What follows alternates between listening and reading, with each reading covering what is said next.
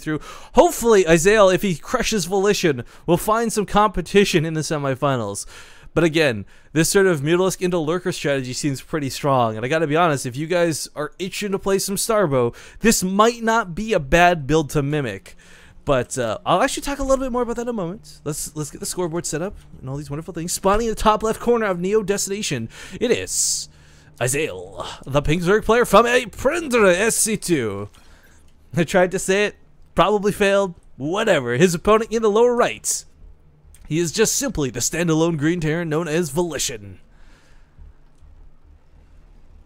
So anyways, what I was just touching base on a little bit here, guys, is like, this is kind of what I was talking about with this still being a new thing, right? Like, there's no balance to be had. You don't know whether this strategy that ieZael has is just OP, or if its Terran players are too dumb to react to it appropriately. One thing that can be said for ieZael, though, and I really got to compliment him on this, it doesn't matter that it's like he's winning or losing. His reactions have been perfect. He saw that Marine push coming. The Overlord scouting information was invaluable. We saw 3 Spine Crawlers come down, and let's be honest, there was no Mutalisks made that game. There were no Lurkers made that game. He held the game with tier 1 units and won with great decision making. Now, yes, a small part of that came on that really crappy wall out of Volition, but as I said, between games, sometimes that just happens. You can't be too critical if it happens one time. If it happens twice in a row, you're like, okay, this guy's probably Bronze League. What is he doing? But one time, it happens, it's accidental. It's frustrating, but if you're a Terran player, you've been there before. Trust me.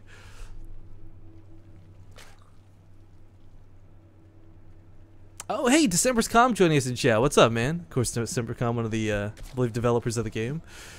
Anyways, SCV gonna poke around here at the hatchery, but as we saw last game, this SCV is nothing more than really a nuisance for ieZael to deal with. But yeah, I got my fingers crossed. I think of all the plays I've seen, now granted, this is coming from the fact that I've seen Beastie perform well in a lot of games, and a lot of what Beastie does is because Beastie himself is an intelligent, strong player. It's a little unfortunate he had connection issues and couldn't play today, but Mech seems pretty darn strong. Now, Mech and Starbow, a lot of you guys are like, oh boy, rolling your eyes, waiting for like a 40-minute game. Mech and Starbow is not like Mech and StarCraft 2.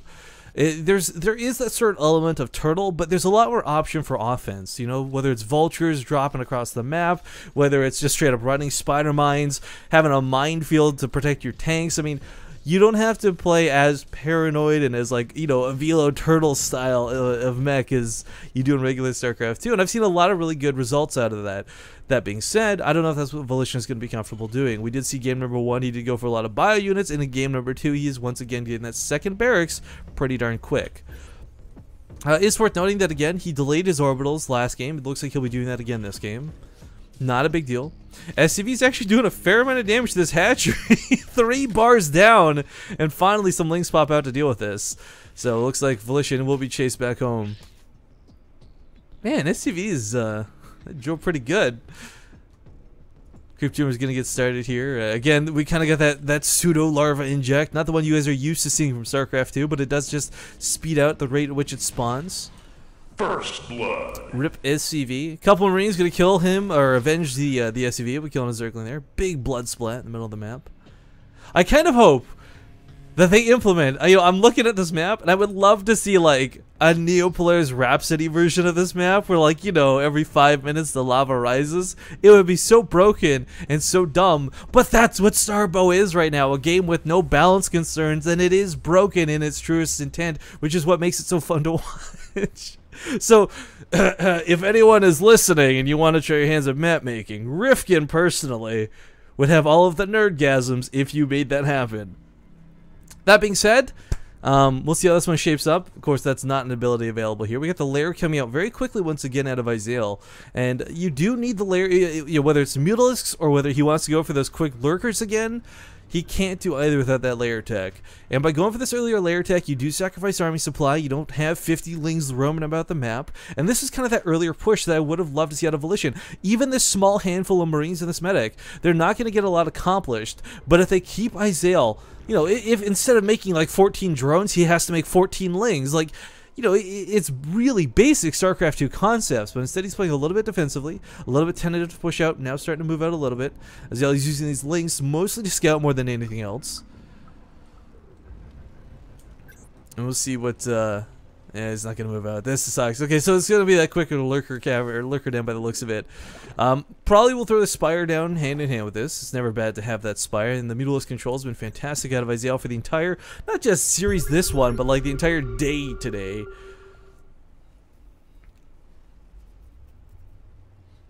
You guys getting all mad because I said broken. It is. Like, STARBOW's a game that is getting constantly updated, constantly patched, and then it's gotten popular. It's getting some balance integrated into it. But for anyone to call this game anything near perfect, you would be insane. And it's not like broken is a negative term in this context, but just a descriptive adjective to describe how the game plays out. I mean, it's different than regular StarCraft 2. You're not going to be used to it. The game is weird and it's different, and that is its greatest strength, in my honest opinion. But not to dwell on that fact, we have Volition actually poking out. The Lurker Den, did he see this? Okay, he did see this, so maybe that was what prompted him to push. Again, there's going to be a Spinecrawler waiting for him. Stim is finished. There's not a lot of Hydralisks, there's a small count of Lings. Those two Spinecrawlers are just a little too much, though. Once that Lurker Den completes, though, this is going to be problematic. Another scan goes off. Where does it go this time? The main. He sees no Spires so far, though, so that's going to be a little bit of a sigh of relief for Volition. Because right now, you know, he doesn't have to worry about getting 10 turrets down. He doesn't have to worry actually about keeping these Marines alive. Quite frankly, these Marines are not going to be the most effective things in the world versus the Lurkers especially. But what he does need to look at is either getting a C... Oh, God. Factory is so late, guys. This is going to be problematic. So, if you were to go for siege tanks, that tech's going to be delayed. He's supply blocked so hardcore right now. And on top of this, because the factory itself is so late, which means the starport will also be late, which means no chance of irradiate, no chance of science vessels. Game number 2 is not looking good so far, but it's so far from over, we can't call it just yet.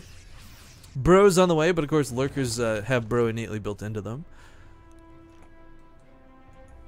Oh my god, can you sneak attack? How does this... Okay, so I don't know, we saw this earlier, but I didn't see anyone utilize it. I'm not sure how this regenerative mineral field works. Do they have the range? Oh, please tell me these are some special tactics. These totally have the range to hit the SCVs from here.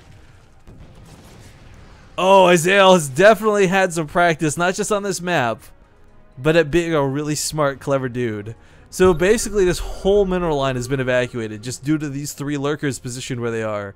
Some Marines and medevacs are pushing across the map. Looks like he did see that extra base, so he'll knock that much down. But it's not even going to kill it. He can still cancel this. ieZael's going to let it go? Okay. Base is going to die. Consolation prize for Volition. Some Zerglings will run across the map behind this, and no sense of a wall-off. Natural base has already been evacuated due to the Lurkers. He could just lift up and bunker down to the main. I'm wondering if, because this is twice now we've seen this happen on this map, right? Where these 2 chokes are a little too much. I'm wondering if it'd be better just to try and mine this out and just locate a whole base down there. Maybe not. There's a big choke over here too, just looking at it. Anyways, medevacs coming out here to die. I'm not sure why they've been rallied forward instead of back into the base. Giant squad is coming home, but this is looking a bit unfortunate for Volition. Now, he hasn't lost a lot of workers. Keep this in mind, guys. He did evacuate all of them earlier, but those Lurkers are still standing. The only difference is there's no free vision. There's just that one little semblance of vision. So the Overseer's wrapping back around. The buy here for Volition is really nice, but again, the problem remains that he can't utilize it as long as there's Lurkers available. They're going to be this really impossible to deal with threat. Siege tank is going to be far enough away that Lurkers don't hit it due to the vision, but as soon as okay, yeah, as soon as he moves too far forward, could be a problem. That Bioforce is pushing. Are there any Lurkers at home for ieZael? Yes. Oh, yes. There's a lot of them with that Spinecrawler too. This could be problematic. Lurkers actually have an ability. They have like a passive mode you can turn on, which is kind of cool. So that the Marines may just walk over them thinking it's just Spinecrawlers. But no, nay. Stall that thought, guys. The scan goes down. He sees all of them. A couple of Mutalisks get picked off here too. Upgrades coming out of our Zerg player. And once again, going with those special tactics. We'll get some SCV kills here. Again, really nice. Just kind of rotary blade cutting, sawing right through the SCV. Is going to get a couple turrets here too.